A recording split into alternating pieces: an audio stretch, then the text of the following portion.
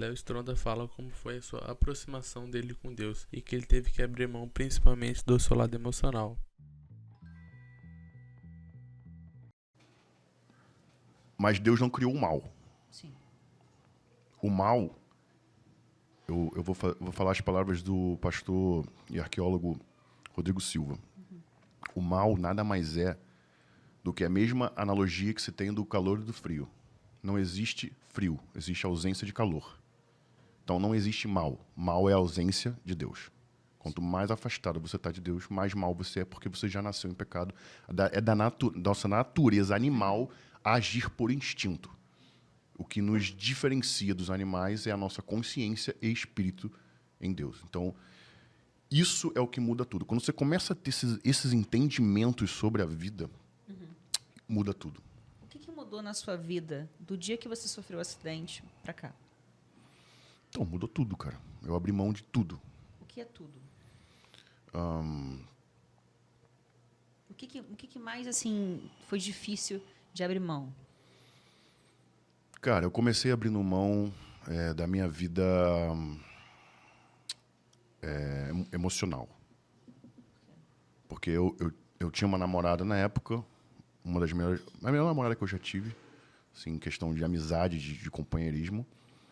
E a gente chegou numa conclusão de que a gente precisava se encontrar espiritualmente. E que eu e ela juntos, a gente não ia conseguir fazer isso. Né? Eu abri mão da minha vida sexual, vamos dizer. Entendeu? Eu não podia mais ter uma relação sexual que se não fosse dentro de um casamento. Ou pelo menos de uma pretensão de casar. Não vou falar que eu era perfeito, mas eu não tinha...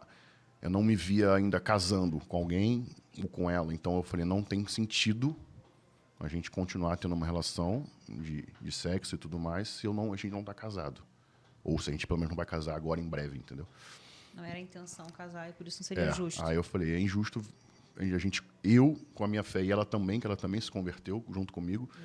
Então, assim, não seria justo para a gente servir um de tropeço pro outro. E sim, eu falei, vamos fortalecer uma amizade aqui em Cristo, assim. E se for para ser depois, a gente ficar junto, a gente vai ficar. Mas agora não é o momento.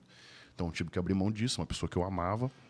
Abrir mão do bonde da Estronda, que foi a coisa que eu mais amava no mundo. Você abriu mão do bonde da Estronda também? Até hoje, eu posso te falar de cadeira. A coisa que eu mais amo fazer é estar num palco fazendo show. Mais até que puxar ferro. Se eu tivesse que escolher. E teve que abrir mão disso também? Tive que abrir mão, porque o meu caráter, quanto mais próximo de Cristo, mais longe está do mundo. E, infelizmente ou felizmente, as músicas que eu cantava no Bonde da Estronda são totalmente ligadas aos valores do mundo do que aos valores cristãos. Então, não fazia sentido mais com a minha fé, com as coisas que eu acredito, cantar aquele tipo de música. Eu até fiquei um bom tempo imaginando como eu poderia mudar essas coisas sem sair do grupo, né, do Bonde da Estronda. Mas o nome Bonde da Estronda, a carreira, a história, os fãs, tudo se voltava para esse tipo de música, esse tipo de ideia. E aí, eu tive um sonho, tive 3 sonhos. Um sonho? Eu tive 3 sonhos com Deus falando para mim para eu abandonar. Como E eu que era? relutei isso. Como que era esse sonho? Era um sonho, na verdade, eu não me lembro muito da imagem, mas da voz falando. Você tem que dar um ponto final no Bonde da Estronda. Como fosse a sua consciência conversando com você. Isso. Um sentimento de culpa por estar propagando aquilo que você não acreditava mais. Exato. E aí eu fiquei muito tempo protelando, por quê? Porque há muitos anos atrás, quando a gente começou o Bonde da Estronda, eu prometi pro Diego, que canta comigo, né? O Diego Tug, Diego do Bonde da Estronda. Eu falei, cara, isso aqui é a nossa vida, a gente saiu da pobreza por causa desse grupo, tá ligado? Ele é de uma família classe média baixa também, ele nunca foi rico. Eu muito menos, fui morar em Maricá justamente por isso, por ter perdido minha casa própria. Catete, né? Era do Catete, nasci na favela Tavares de Baixo. Então, quando a gente firmou o Bonde da Estronda, eu falei para ele, nunca mais eu vou te abandonar, nunca mais isso aqui, porque isso aqui foi o que mudou a gente. E aí, eu segurei a onda para não terminar com o Bonde da Estronda nesses 2 anos, assim, por conta dele, que eu falei, cara, o que eu vou falar para ele, tá ligado? Por amizade, né? Por amor à amizade. Exato. Então, eu comecei a não marcar mais show, não marcar mais coisas, e aquilo foi virando uma bola de neve, empurrando com a barriga. Entrou a pandemia também, que deu aquela afastada em shows, então meio que deu um tempo para a gente pensar.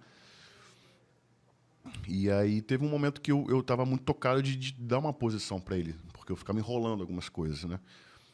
E aí eu fui num culto do pastor Ricardo aqui na Mananciais, onde falava exatamente isso, sobre posicionamento. E eu me lembrei, eu falei, pô, já tive esse sonho, já tive essa voz. Eu ouvi uma voz clara uma vez, voltando da casa do meu pai, na estrada, falando sobre isso. Eu estava quase dormindo e eu ouvi uma voz como se alguém falasse comigo. Eu olhei pro lado e era meu irmão. Meu irmão também estava dormindo. Então eu falei, caramba, eu tenho essas coisas às vezes. Mesmo. E eu falei, mano, preciso resolver isso. Fui no culto, voltei e falei, vou marcar essa reunião com ele para falar.